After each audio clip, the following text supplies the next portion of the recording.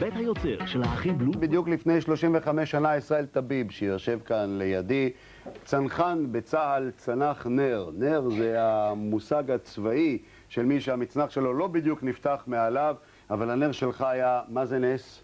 זה לא רק שזה נס, זה גם היה בערב חנוכה, באותה שנה, יום שישי, בסביבות 8 בבוקר. ישראל, אתה זוכר את הרגע שבו נכנסת לאדמה? את הרגע אני לא זוכר, אני חיכיתי, קודם כל ביציאה מהמטוס, זה כמו תניחה רגילה הייתה לי. כן. אני אספר את זה מההתחלה.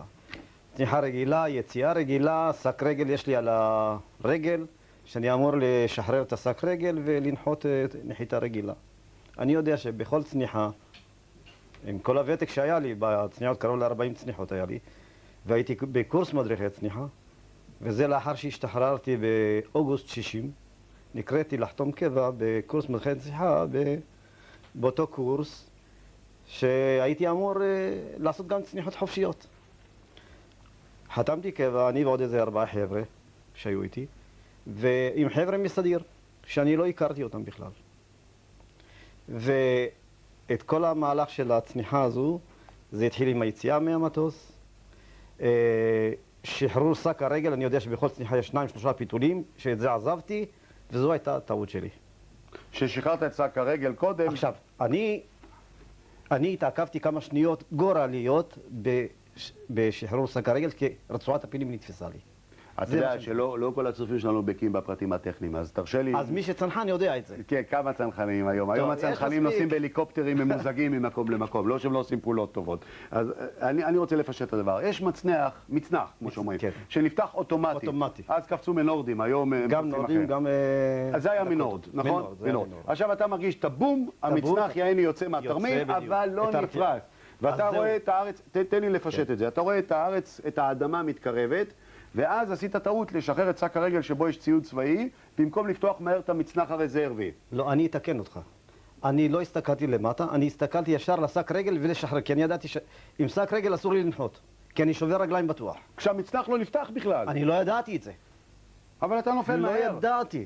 אני התעכבתי בשק הרגל לשחרר אותו קודם כל.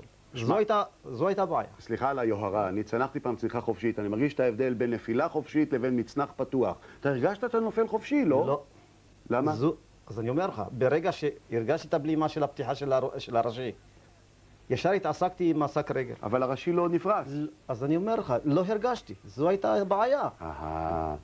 ואז ההרתיעה של הפתיחה של המצנח הראשי, הרגשתי את הבלימה, הסתכלתי למעלה, הרגשתי את 2-3 פיתולים שבכל צניחה יש את זה, אמרתי אני משחרר, קודם כל תסתכל רגע. עכשיו הבנתי באיזה בלבול היית, אפילו לא הרגשת שהמצנח לא נפתח. בדיוק.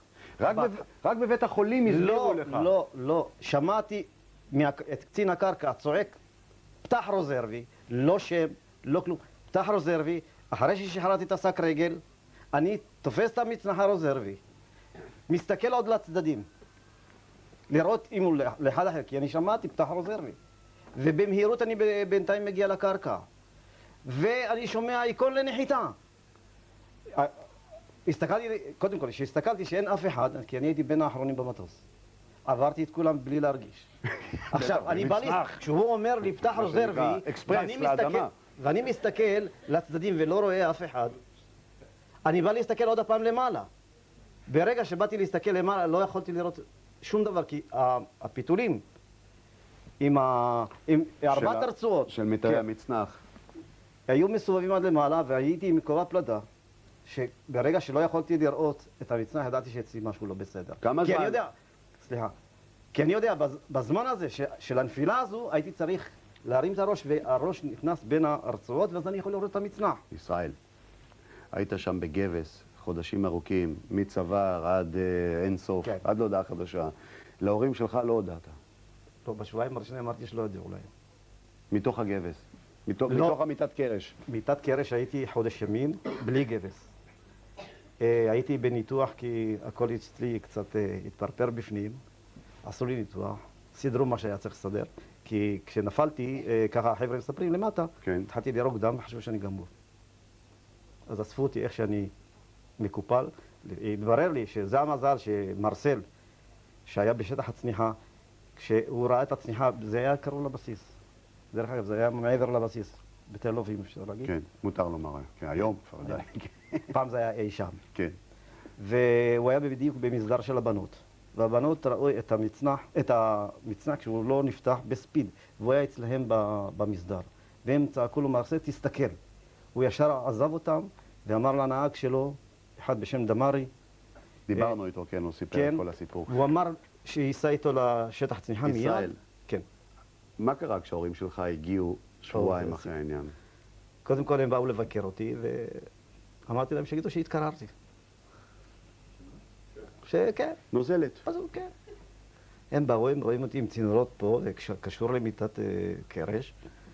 אז אבא ישר הכניס את הידיים מתחת לסדין, כי הוא לא אמר, מקורר, מה זה מקורר עם הצינורות האלה?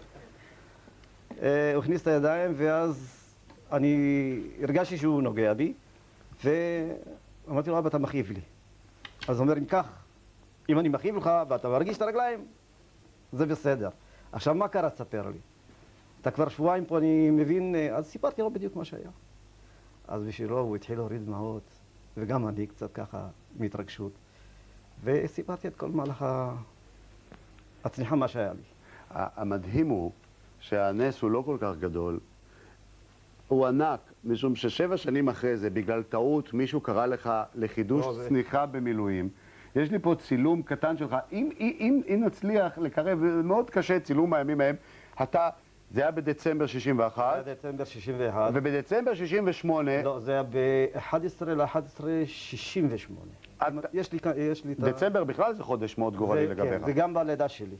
אתה יליד דצמבר? אני יליד דצמבר. אז יש לי 2 ימי הולדת. למה? אחד נולדת אחד בחדה. ב-15... כן. ב-15 לדצמבר 39, זה יום הולדת שלי. מזל טוב, פעם ראשונה. והשני, גם כן באותו חודש, ב1 לדצמבר, 61. וגם הבת שלך נולדה בדצמבר. וגם הבת שלי נולדה. וגם לי היה כבוד בדצמבר לארח אותך. זה גם כן, אז זה יום הולדת. ואז במטוס אמרו, ישראל, לא נוכל לפרט הכל, במטוס אמרו, משוגע, למה אתה צונח מחדש? ואמרת, אני קופץ. אני חייב לך, כן.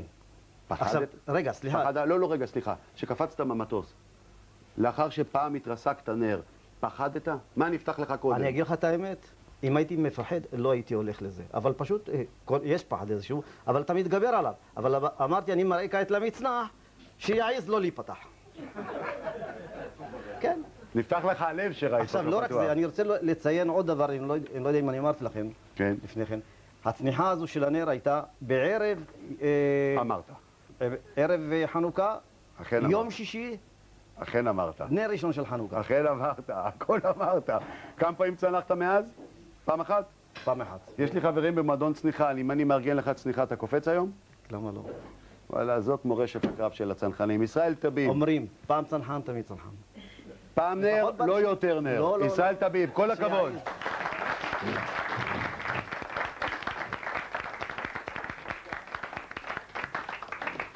ערב טוב לך.